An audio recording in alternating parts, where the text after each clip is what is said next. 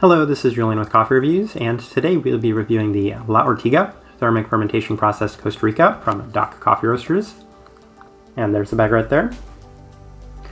And Doc, based out of Amsterdam, Netherlands, and this is their third time appearing on this channel, as we previously reviewed 2 of their coffees within the past year. And it's kind of interesting why we've reviewed quite a few of their coffees to this point, and it's essentially 2 reasons. One, there is a multi-roaster that carries their coffee pretty regularly from time to time. And the second reason being, Doc is one of the more experimentational coffee roasters that I do know of, as if you look at their website right now, they have so many kind of unique out there different processing method coffees available to purchase. So I'm looking forward to discussing another one of these out there cups of coffee. This right here is day 29 of this coffee. And recipe we went with for this one was a 16.671 water to coffee ratio brewed at 200 degrees Fahrenheit through the Chemex. Now, in terms of roast profile, it's always kind of tricky with these unique processing method coffees to define the roast profile, so we'll just call this slightly more developed European for the roast profile. And with that out of the way, let's go ahead and start discussing this coffee. So day 19, which was the first impression, and I'll be completely honest, I had a little bit of buyer's remorse the first time I opened the bag, because the aroma that was coming from the bag of coffee was a very strong, boozy, berry-like component to this aroma. And as anybody that's watched a lot of these videos within the past year knows, boozy berry is probably the biggest taboo phrase on this website, as it's been my least favorite type of coffee within the past year. But to my kind of astonishment, it didn't necessarily yield an overly strong boozy berry-like component in the first try, as it was definitely a very heavy berry-like component in this cup of coffee, but at the same time it was a lot more toned down than I was necessarily expecting. I'm trying to remember how I brewed it the first time. It was through the V60 the first time we brewed it. And I did keep the temperatures kind of low that first time because I was expecting something overly abundant and strong, but at the same time it wasn't necessarily, so it left an okay first impression, but a lot better than expected first impression. Day 20 opted to run it through the AeroPress, which was kind of unusual, but it was weirdly tame the first time running it through the AeroPress, and I was beginning to wonder, is it the coffee or is it just kind of the brew methods I've gone with that have kind of kept this coffee a little tame? And rather than this overly boozy berry, we were getting a slightly more defined cherry candy, which is a lot better than a boozy berry. Still a bit heavy and robust, but a little bit more defined than normal and expected. Day 22 ran it through the automatic coffee maker, and it was still keeping the booziness toned down. And I've gone with a lot of the brew methods that will tend to keep a lot of this booziness toned down, and it simply just might not be present in this cup. And this is kind of the takeaway I was getting from this coffee. Don't get it twisted, very red fruit dominant cup of coffee, very much forward in this with a slight bit of herbals, but it's been mostly consistent to this point. And this was going to be the true test, was running it finally through the Chemex, which oftentimes tends to kind of emphasize that booziness in the cup of coffee. And it was still not necessarily present. The sweetness feels a little bit more like a slightly sweet cherry hard candy, as opposed to this super strong boozy berry. And we were also getting a very strong cinnamon chocolate spice-like cake in the finish. So they had cinnamon listed on here, and that's honestly why I purchased this bag, was because I kind of wanted to pull out the cinnamon. And I hadn't experienced it with any of those other brew methods, but it was definitely present a lot more in this cup of coffee this way after it had cooled down. So I was kind of enjoying this a little bit more. Cup wasn't overbearing, so overall, not bad to this point. Day 26, another day through the Chemex, and the coffee definitely feels like it has a fair bit of complexity to it. And I think I was just kind of liking the variety you were getting through the Chemex for this cup a little bit more. That's why I settled on it. As mentioned, notably red fruit forward, and as it had cooled down, definitely getting a lot of that cinnamon chocolate spice-like cake sweetness. So 2 very distinct sort of flavors in this cup of coffee. They also do have a coconut listed on here. I never got coconut, and it's kind of funny because there are so many coffees I have had coconut from, but they don't list coconut in the tasting notes on the coffee. But I mean, to each person their own. I just wasn't getting it in this cup.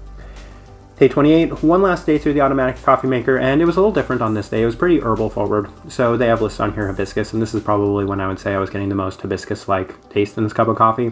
As I often say, I don't exactly know what a hibiscus tastes like, but at this point I know what coffee hibiscus tastes like because I've had so many coffees where it's a little bit more of this herbal floral component in the cup of coffee. It was very much at the forefront here to go alongside those very strong red fruit characteristics.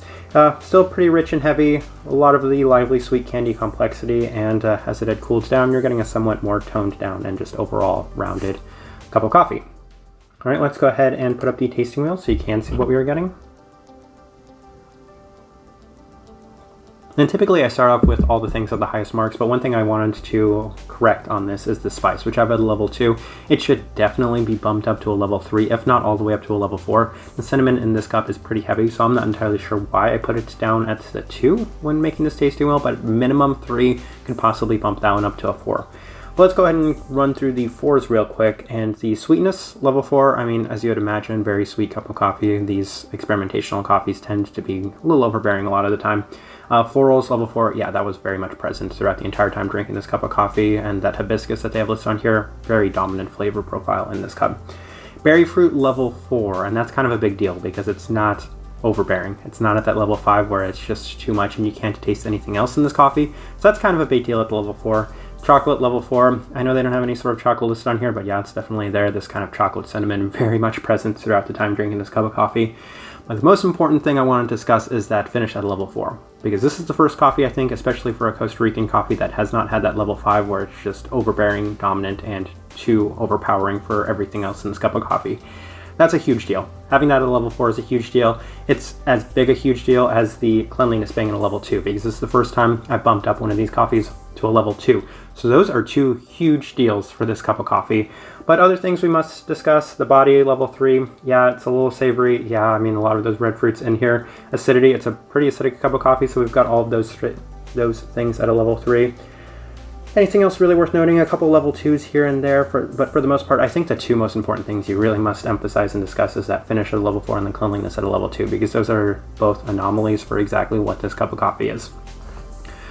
So overall thoughts and impressions of this coffee. I mean, I'll be straightforward and honest and say I didn't like this coffee, but that's not really surprising. It's as not me type of coffee as there is. I don't love the red fruits in coffees, and I don't love, even though there wasn't a huge abundance of the booziness in this cup of coffee, it felt like it was always teetering on that brink. So this is one of those cups of coffee that is very much not my type of coffee.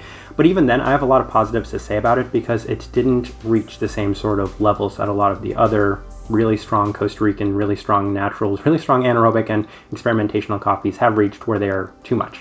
You're getting a lot more from this cup of coffee. And I think this is a huge deal because if we're starting to see things turn over a little bit where we're not being as overly specific with these coffees, where we're getting a much more rounded flavor profile for these coffees, then we're going in the right direction. I would love to reach a point where a lot of these anaerobic fermentation processed coffees, these experimental coffees, start yielding more cleanliness, and we're not trading off this really strong flavor profile for cleanliness as well as these overbearing cups. So I think that this is a step in the right direction, and that's why this is a really big deal coffee, and that's why I really wanted to discuss this coffee. So hopefully, in spite of the fact that I didn't necessarily like this coffee, you can get something from this review because this is a step forward. Type of person I would suggest this coffee to, if you have liked a lot of the natural processed Costa Ricans recently, or a lot of the strong red fruit cups of coffee recently, I think this is a great fit for you because I think you're just getting a little bit more clean of a cup, as well as a little bit more complexity and variety to the cup as a whole. Rather than having that very strong one note cup of coffee, you're getting a lot more things, including that spiced cinnamon, which I thought was kind of nice. I really enjoyed the level that it was in this cup of coffee, as well as those very slight herbal florals that were in this cup of coffee. I thought those were 2 really nice things, and I'm glad I could taste them and sacrificing a lot of the boozy, strong berry components. I think I'll leave this review at that. If you by chance had an opportunity to try this coffee or anything from Doc, would love to know your thoughts and impressions of it, or them as well. If you're enjoying the content, give this video a like, subscribe if you're not already subscribed. This right here has been a review of the La Ortiga Thermic Fermentation Processed Costa Rica from Doc Coffee Roasters. Thank you for watching.